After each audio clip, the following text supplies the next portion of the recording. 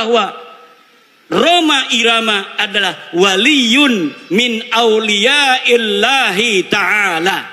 Roma Irama adalah waliyun min auliyaillahi ta'ala. Coba kita lihat, umurnya sudah 80 tahunan.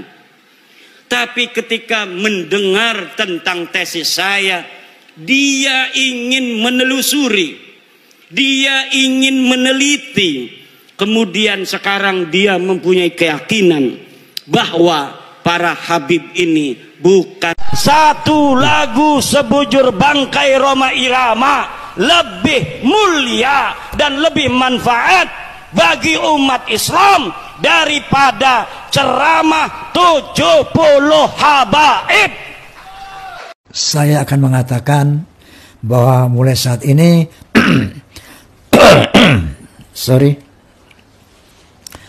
dengan dasar-dasar Al-Quran wal Hadis tadi, dan dengan dibantu dengan data-data ilmiah dari sisi ilmu nasab, dari sisi ilmu filologi, dari sisi ilmu DNA, maka saya hari ini bismillahirrahmanirrahim, asyhadu an la ilaha illallah wa asyhadu anna Muhammadar Rasulullah.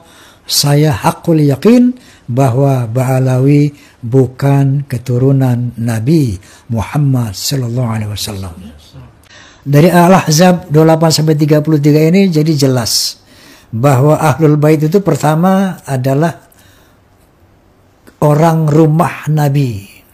Ada satu hadis mengatakan bahwa Nabi SAW menyebutkan yang namanya Ali, Fatimah, Hasan dan Husain radhiyallahu anhum, ini ahlul baitku. Masih relate dengan Al-Ahzab bahwa ahlul bait itu adalah keluarga rumah, bukan keturunan. Bukan keturunan. Ada yang harus diluruskan juga, yaitu surat Asy-Syura ayat 23 yang berbunyi qul la as'alukum alaihi ajran ilal mawaddata fil qurba, yang artinya katakannya Muhammad, aku tidak meminta imbalan atas dakwah yang aku lakukan, melainkan cinta dan kasih sayang dalam kekerabatan.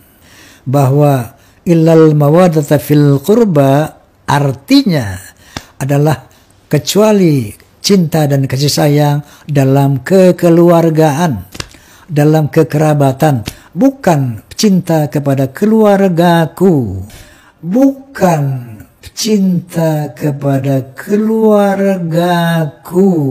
Mari kita lihat bagaimana komentar para ahli tafsir surah ke-42 Asy-Syura di ayat ke-23. At-Tafsir Al-Kabir karya Al-Imam Al-Fakhr Razi. Illa al-mawaddata fil qurba, yang dimaksud al-mawaddah fil qurba, kecintaan kepada kekerabatanku, beliau simpulkan itu ada 3. Bisa umatnya, ya, seluruh umat beliau yang mengikuti seluruh tuntunan Rasulullah SAW dengan benar. Tafsiran kedua diartikan pula dengan sahabat-sahabat Rasulullah SAW.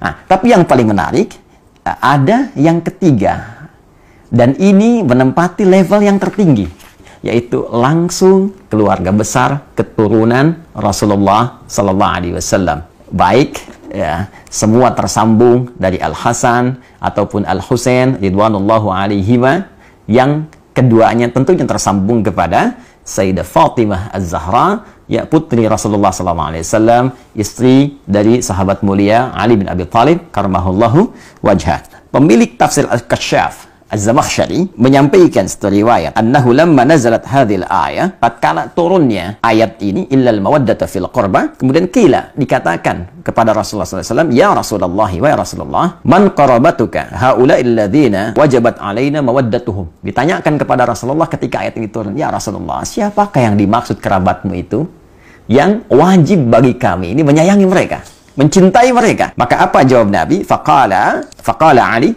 wa Fatimah wabnahuma, fathabata anna haula'il arba'ah aqarib an-nabi sallallahu alaihi wasallam, adalah Ali, Fatimah, dan putra dari keduanya, dan tentunya ini mencakup keturunan-keturunan dari mereka. Maka Al-Imam Fakhr Razi ya mengomentari kalimat riwayat tadi mengatakan, maka dengan tetapnya keterangan ini, mereka keturunan Nabi langsung dari Ali, Fatimah, Al-Hasan, Al-Husain ini harus menempati porsi tertinggi dari nilai kasih, cinta, perhatian, tak boleh disakiti dari 3 golongan yang tadi disebutkan. Bahkan Imam Fakhr Razi langsung mengomentari, bahkan ini kita bisa dapati beberapa petunjuk, kata beliau. Di antara petunjuknya, la syakka anna Nabiya sallallahu alaihi wasallam kana yuhibbu Fatimah alaihi salam.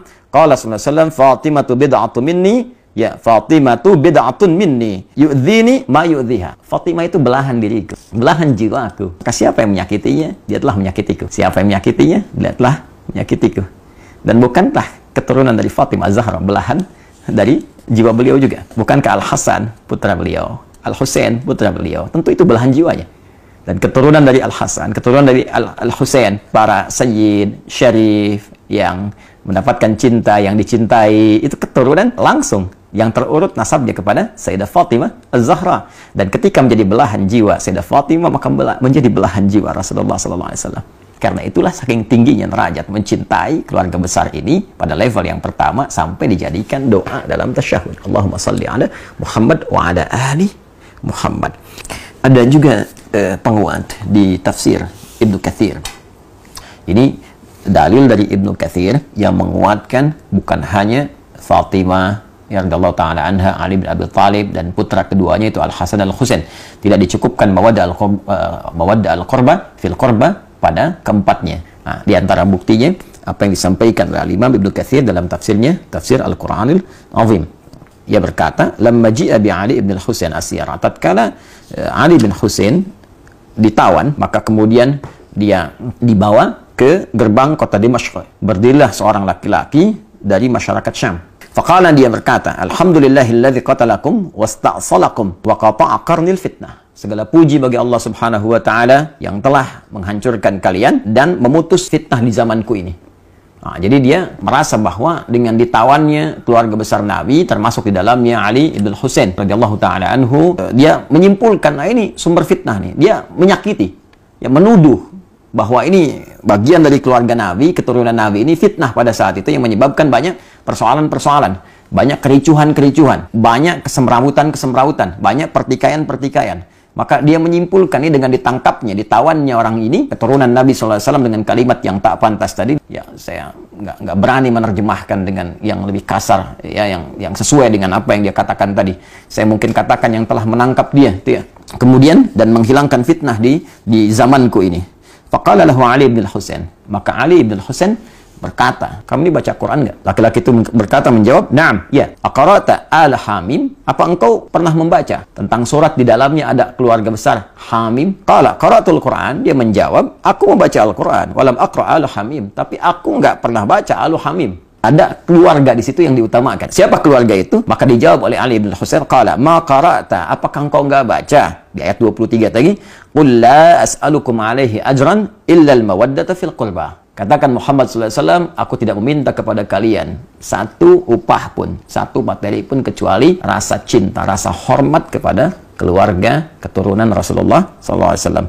Qala. Maka orang itu berkata, apakah kalian itu termasuk golongan mereka, keluarga Nabi SAW? Qala, na'am. Maka Ali bin Husain berkata, ya, kami termasuk golongan itu. Maka setelah mengetahui itu, dia terdiam dan tidak banyak berkomentar lagi dan mengoreksi dirinya sehingga dia menyadari kesalahan-kesalahan yang dimaksudkan. Maka dijawablah kemudian oleh Amr ibn Shu'aib, yang dimaksud di ayat ini spesifik, maksudnya adalah kerabat Nabi SAW. Jadi bila kita punya keluarga saja kita jaga, kita sayangi, maka demikian Rasulullah menjaga, menyayangi keluarga besarnya, termasuk keturunan-keturunannya. Karena itulah di dalam bahasa Arab, orang yang dicintai disebut dengan mahbub. Mahbubun, orang yang mencintai disebut dengan muhibbun. Kalau kita ingin satukan keduanya, mencintai dan dicintai, maka kalimatnya berubah menjadi habibun. Habib, orang yang dicintai, ya, orang yang sekaligus mencintai. Maka seringkali keturunan-keturunan Rasulullah itu disebut dengan habib, untuk memberikan kesan bahwa keturunan-keturunan Nabi mesti menjaga nilai mawaddah yang diturunkan langsung oleh Rasulullah dengan banyak melahirkan cinta kasih pada sesama, baik dalam bentuk amar ma'ruf ataupun nahi mungkar. Dan saat yang bersamaan ada isyarat kepada kita untuk mencintai mereka. tidak menyakiti mereka, karena menyakiti mereka juga menyakiti langsung kepada Rasulullah SAW. Dengan ini saya bermohon kepada Allah, semoga Allah senantiasa memuliakan kita semua, memuliakan sahabat-sahabat Nabi, dan terkhusus memuliakan, mencintai, dan menjaga seluruh keluarga besar Rasulullah SAW sampai dengan keturunannya di masa kini ataupun di masa yang akan datang. Saya pun memohon maaf jika dalam setiap tutur perilaku ada tindakan-tindakan yang boleh jadi menyakiti keluarga besar Rasulullah SAW, dan semoga maaf Anda, kasih sayang Anda menjadikan peluang yang terbuka bagi saya untuk berjumpa dengan Rasulullah SAW dalam keadaan yang gembira bersama Anda semua dalam naungan ridha Allah Subhanahu wa Ta'ala.